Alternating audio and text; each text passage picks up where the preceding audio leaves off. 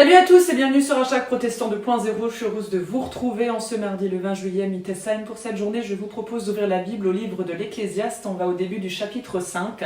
Dans les premiers versets, il sera question d'abus de pouvoir, peut-être d'actualité aussi, mais en tout cas, un moyen aussi et une manière pour nous ce matin de pouvoir méditer cette parole et aussi de la faire nôtre. Et il nous est dit, il ne faut pas s'étonner de voir le pauvre opprimé ni de voir le droit et la justice bafouée dans le pays. En effet, un personnage haut placé est couvert par un plus grand que lui, et tous deux sont protégés par des gens plus haut placés encore. Il serait préférable pour le pays d'avoir un roi qui favorise le travail des champs. Alors là, il est question, particulièrement dans ce livre de l'Ecclésiaste, de nous rappeler qu'il existe des pyramides de pouvoir.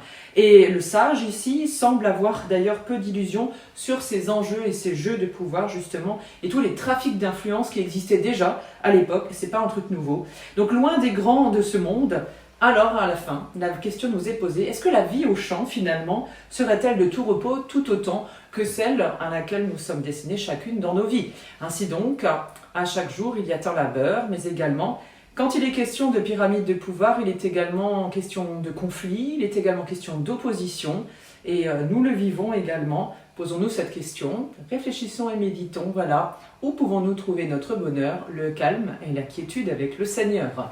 Et je vous propose la prière du jour dans le livret de la Société luthérienne, une prière du Conseil œcuménique des Églises. Seigneur, je te prie pour que les êtres humains, quelle que soit leur religion, soient libres d'affirmer leurs convictions en vérité et s'écoutent les uns les autres avec humilité. Je te prie, Seigneur, pour que l'Église accomplisse un ministère de réconciliation dans ce monde divisé par la suspicion et l'incompréhension, et qu'elle exerce une action réparatrice là où l'intolérance religieuse divise la communauté humaine.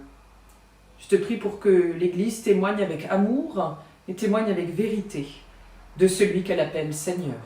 Amen.